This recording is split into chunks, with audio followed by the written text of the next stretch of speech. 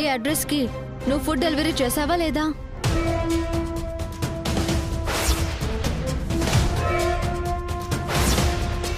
కొంపతీసి ఏమన్నా అయిందా ఏంటి? ఆ అడ్రస్ నేను వెళ్ళలేదండి, వేరే ఎవరో అనుకుంటా. ఆ ఫుడ్ పార్సల్ అడ్రస్కి నేను తీసుకెళ్లేదండి. ఆ కీ ఇలా ఇవ్వండి, నేను త్వరగా వెళ్ళాలండి. ఏంట్రా డ్రామాలు ఆడుతున్నావా?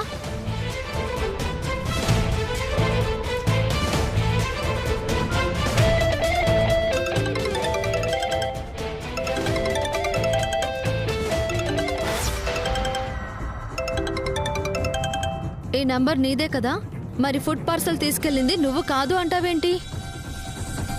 నాదంటే నాది కాదండి.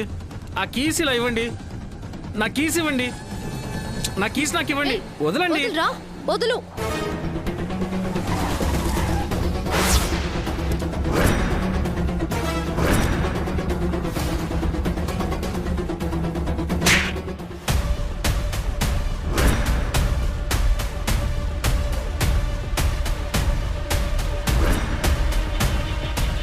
దిగరా, దిగో.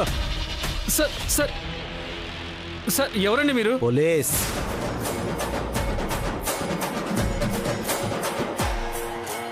నాకేం తెలియదు సార్.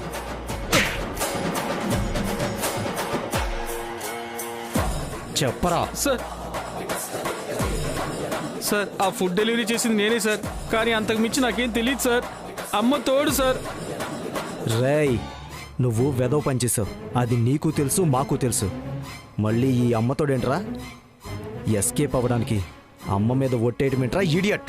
Sir sorry sir. సరే, ఇప్పుడు చెప్పు. ఫుడ్ డెలివరీ చేసావు ఓకే, మరి పార్సిల్ చేతికి ఇవ్వకుండా డోర్ బయట ఎందుకు పెట్టేసి వెళ్ళావురా? అది సార్, అర్జెంటుగా వేరే డెలివరీ బుకింగ్ వచ్చింది సార్, అందుకే వెళ్ళాను సార్. ఓ, ఫుడ్ డెలివరీ చేసి డబ్బులు తీసుకోలేదా మరి? మర్చిపోయాను సార్ కంగారులో. రేయ్, అనవసరంగా ఇంకా ఇంకా కవర్ చేసి ఇంకా చిక్కుల్లో పట్టం తప్పో చెప్పో. పోలీసుడి చేతికి చిక్కనంత వరకే నీ తెలివితేటలు. వన్స్ చిక్కిన తర్వాత అన్నీ విప్పి చావాల్సిందే. నీట్గా అడుగుతున్నా, ఏం జరిగిందో ఫ్రేమ్ టు ఫ్రేమ్ చెప్పు. సార్ సార్ సార్, అసలు ఏం జరిగిందంటే, నేను ఆర్డర్ రిసీవ్ చేసుకొని ఫుడ్ పార్సల్ తీసుకొని బయలుదేరే సమయానికి నాకు ఫోన్ వచ్చింది సార్. ఎవరో ఒక ఆవిడ తెలిసిన వాళ్ళ ఇంట్లో పార్సిల్ ఇవ్వాలి, డబ్బులు ఇస్తారని చెప్పింది సార్.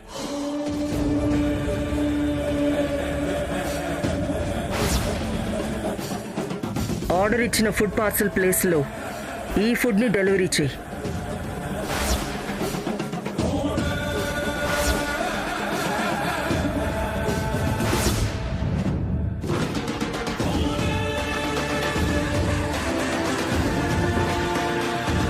అది సార్ జరిగింది.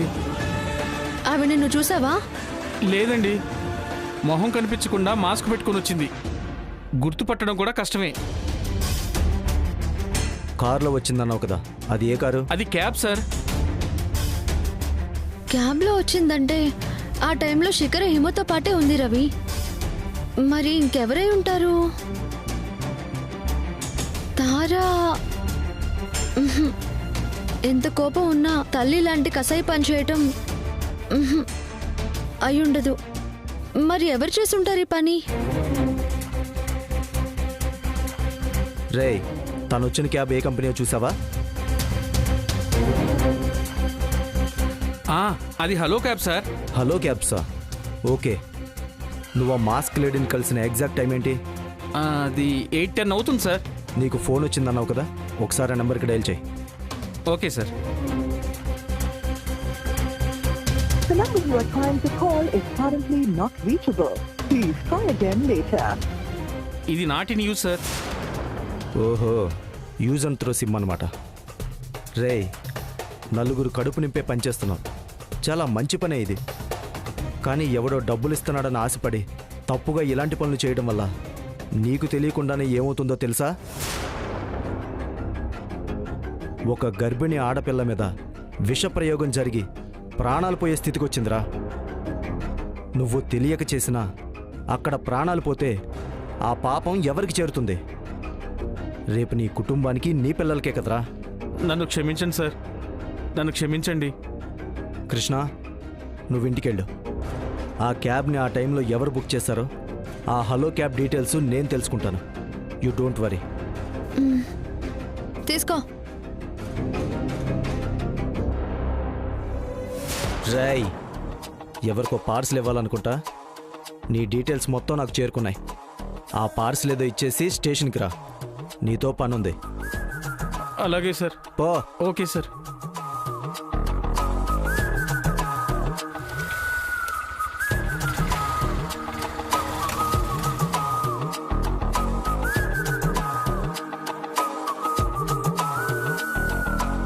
హలో,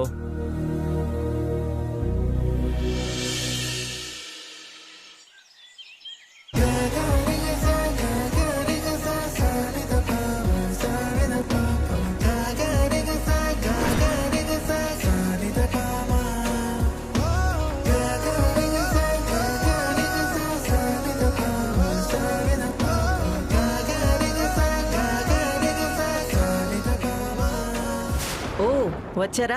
ఏంటి మేడం, మమ్మల్ని ఇలా పిలవడానికి రీజన్ ఏంటి? అన్నీ ముందు ముందు మీకే తెలుస్తాయి కదా. తెలిసిన తర్వాత మీరేం చెయ్యాలో అదే చేయండి. వెళ్ళి కూర్చోండి, వెళ్ళండి.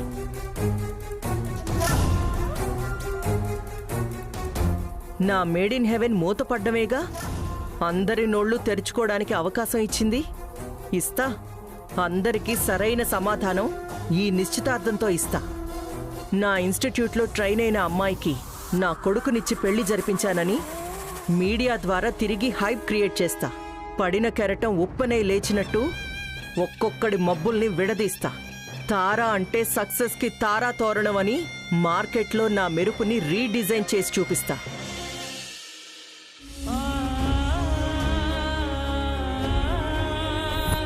ఆయన మాట ప్రకారమే నన్ను మీ ప్రాణమని భావించారా? కలిసి బతికే ధైర్యం మీలో లేనప్పుడు ప్రేమిస్తున్నానని చెప్పే మాట కూడా విషంతో సమానం.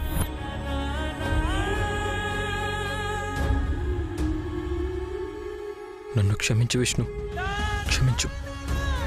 నా స్వార్థం కోసం నీ జీవితాన్ని, కలల్ని, ఆశల్ని చీకటి చేస్తున్నాను. ఈ బాధ నేను భరించలేకపోతున్నాను.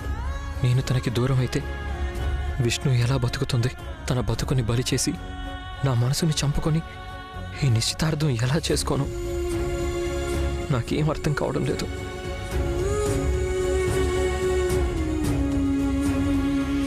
శ్రీకాంత్, ఏంట్రా ఇంకా అలానే ఉన్నావు? ఈరోజు నేను నిశ్చితార్థం అని మర్చిపోయావా? ఏదో విలువైంది జీవితంలోనే కోల్పోయినట్టు ఏంట్రా ఈ అవతారం? విలువైందే కోల్పోయాను. ప్రాణాన్ని విడిచిన దేహంలా మిగిలిపోతున్నాను. రే శ్రీకాంత్, ఏంట్రా ఆలోచిస్తున్నావు? త్వరగా రెడీ అవ్వు. ఇదిగో ఈ డ్రెస్ వేసుకో. హీరోలా ఒక రేంజ్లో ఉంటావు.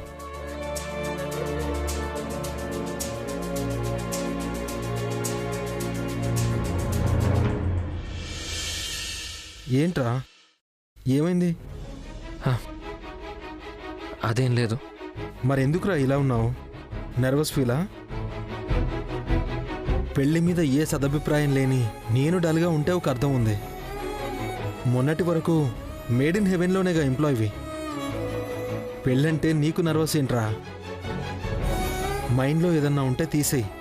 ఫంక్షన్ టైంలో నువ్వు ఇలా ఉన్నావంటే వచ్చిన అతిథుల ముందు బాగోదు.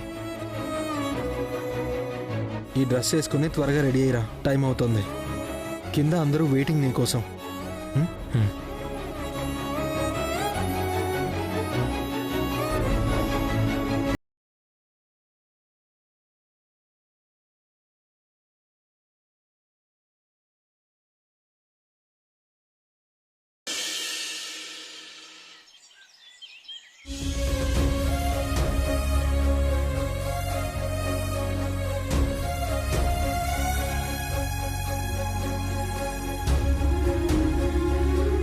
నాకు కుటుంబం లేదు.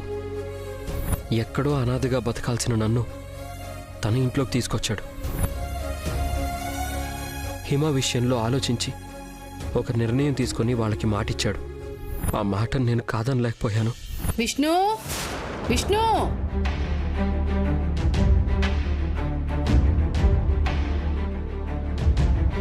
నువ్వింకా రెడీ అవ్వలేదేంటి? త్వరగా రెడీ అవ్వు, నిశ్చితార్థానికి టైం అవుతుంది కదా. మీరు వెళ్ళండి అమ్మా, నేను రాలేను. ఏ ఎందుకే? నాకు కాస్త ఒంట్లో నలతగా ఉందమ్మా, నేను రాను. ఏమైందే? జ్వరంగానే వచ్చిందా ఏంటి? ఉహుం, జ్వరమేం కాదమ్మా, ఒంట్లోనే కాస్త ఇబ్బందిగా ఉంది. నువ్వేం కంగారు పడకు, రెస్ట్ తీసుకుంటే సరిపోతుందిలే. టైం అవుతుంది కదా, మీరు వెళ్ళండి, నేను ఇంట్లోనే ఉంటాను. అది కాదమ్మా. అమ్మా, నేను జాగ్రత్తగా ఉంటానులేమ్మా, మీరు వెళ్ళిరండి. జాగ్రత్త. ఉమ్, ఏదైనా అవసరం వస్తే ఫోన్ చేయి. ఆమ్, పదవే కృష్ణ. నేను కూడా రానమ్మా, నువ్వు వెళ్ళు. ఏ నీకేమైందే? నాకు అదంటేనే నచ్చదమ్మా. నేనొచ్చినా ఏదో భోజనం చేయడానికి వచ్చినట్టు ఉంటుంది. నువ్వు వెళ్ళు.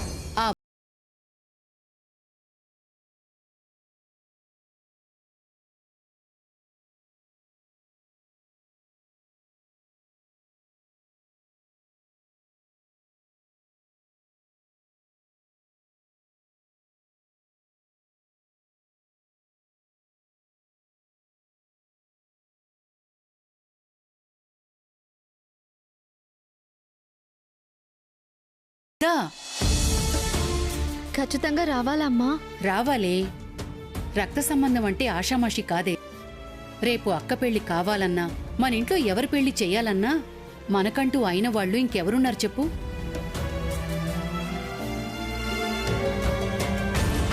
మన కోసం అన్ని విషయాల్లో మీ బాబాయే ముందుగా నిలబడేది.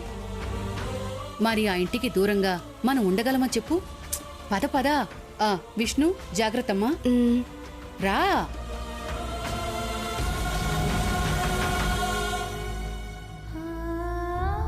రమ్మన్నానా? ఆ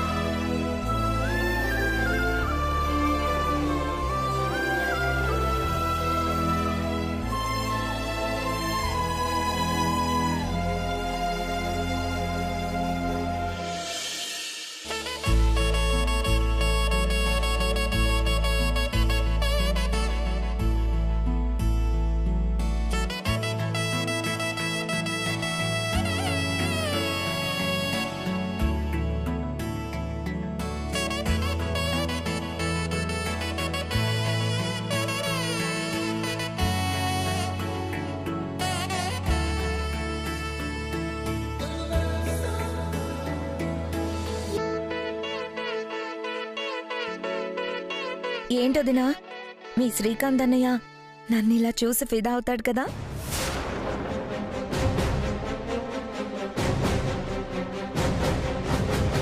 ఏంటొదినా, మాట్లాడిగితే ఉలుకు పలుకు లేదేంటి? శ్రీకాంత్ అందంగా ఉన్న నన్ను చూసి తనని తాను మైమర్చిపోతాడా అని అడుగుతున్నాను. అన్నయ్య అందానికి ఇంపార్టెన్స్ ఇవ్వడం నేనెప్పుడు చూడలేదు. తన దృష్టిలో అందం అంటే మనసు. నీ మనసును అన్నయ్య ఎలా చూస్తాడో నాకెలా తెలుస్తుంది?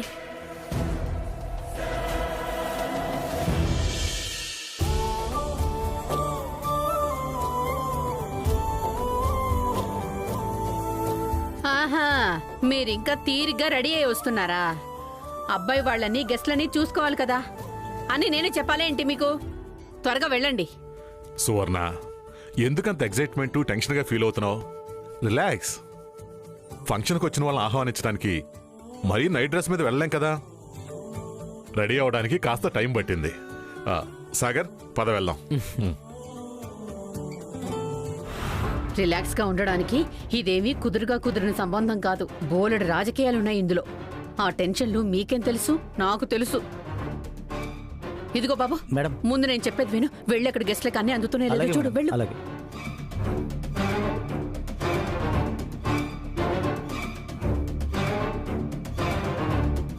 ఏమ్మా కోడలా, అమ్మాయిని ముస్తాబ్ చేయటం అయిందా లేదా ఇంకా? అయిపోయింది అత్తయ్య.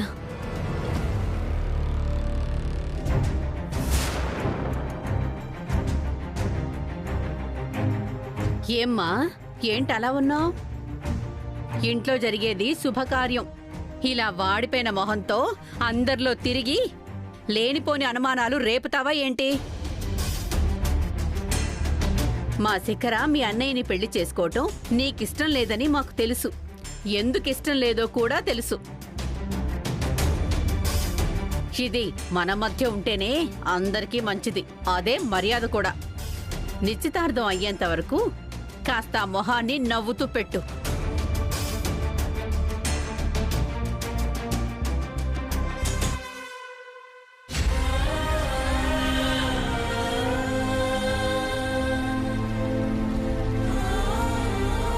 ఎలా రాధా, ఎలా? నా గుండెల్లో బాధని నీతో పంచుకోలేను. నాలో ధైర్యాన్ని నీ మంచితనం, నీ ప్రేమాభిమానాలతో లాగేసుకున్నావు. ఇష్టం లేని మనిషితో ప్రాణం లేని జీవితాన్ని ఎలా కొనసాగించలేను.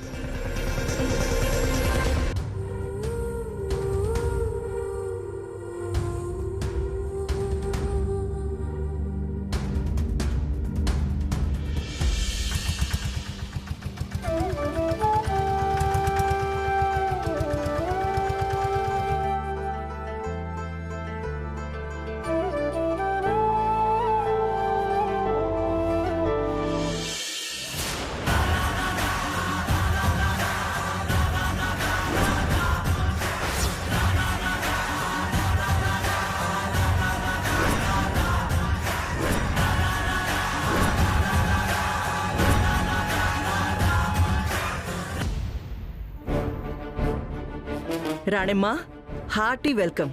అవును, మీరు మాత్రమే వచ్చారు, మిగతా వాళ్ళందరూ ఏరి? విష్ణుప్రియ రాలేదేంటి? విష్ణుకి ఒంట్లో బాగోలేదు తారగారు, అందుకే తన్ని చూసుకోటానికి ఇంట్లో ఉండిపోయారు. ఓ అవునా? సరే, వెళ్ళి కూర్చోండి, వెళ్ళండి.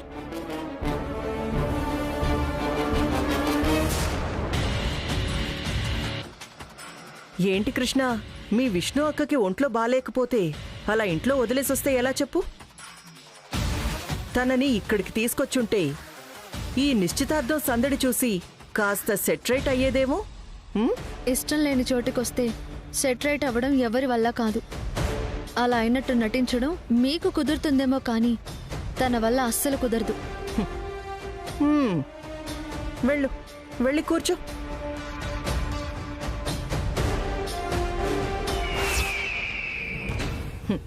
మాడు వాసన తెలిసిపోతూ ఉంది. అప్పుడే ఏముంది, మరి కాసేపట్లో శిఖర శ్రీకాంత్ నిశ్చితార్థం పూర్తి చేసి మీడియా ముందు తారా మేడ్ ఇన్ హెవెన్ ని హైలైట్ చేయబోతున్నాను. అది చూసి పూర్తిగా దహించుకుని పోతావు పాపం.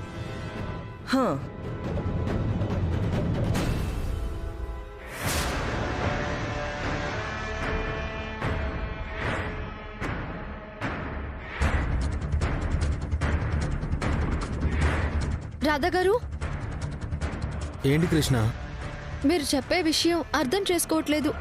మీకు తెలియకుండానే ఎంత ఘోరం జరుగుతుందో తెలుసుకోవట్లేదు. హిమ మీద జరిగింది 100% పాయిజన్ అటాకే. అది చేసింది. Stop it Krishna. అదే విషయాన్ని చెప్పి చెప్పి ఎందుకు నా సహనాన్ని పరీక్షిస్తావు? చూడు కృష్ణ, నా దృష్టిలో శిఖరాన్ని బ్యాట్ చేసి శ్రీకాంత్తో జరగాల్సిన ఈ నిశ్చితార్థాన్ని ఆపాలని ట్రై చేయడం అనవసరం. ఎట్టి పరిస్థితుల్లో ఈ నిశ్చితార్థం జరిపించి తీరుతానని నేను ఆల్రెడీ చెప్పాను. లేనిపోని డిస్టర్బెన్స్ ఇక్కడ క్రియేట్ చేయాలని చూడకు. ఈ నిశ్చితార్థంతోనే నా చెల్లెలి జీవితం ఆధారపడింది, అర్థం చేసుకో. రాధా గారు, రాధా గారు, అర్థం చేసుకోవాల్సింది నువ్వు. ఏం మనిషివయ్యా నువ్వు? మనుషుల్ని కూడా ఫార్మాట్ చేసే పద్ధతి ఎవరైనా కనిపెడితే బాగుండు. అర్జెంటుగా ఈ మహానుభావుడికి అది అవసరం. ఇటు చూస్తే ఈ అయ్యగారిని రీసెర్చ్ చేయలేం. రవి, ఎక్కడున్నావు?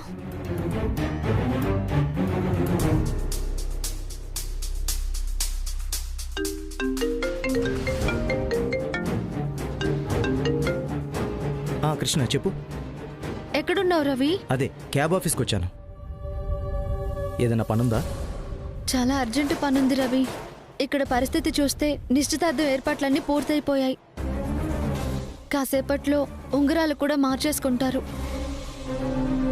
అది జరగకూడదు. ప్లీజ్ రవి, ఏదో ఒకటి చెయ్యి. Krishna, you don't worry. నువ్వు టెన్షన్ పడకు. ఇటువంటి పీక్ స్టేజెస్లోనే మనం చాలా స్ట్రాంగ్గా ఉండాలి. అనుకున్నది సాధించేలా మైండ్ని ప్రిపేర్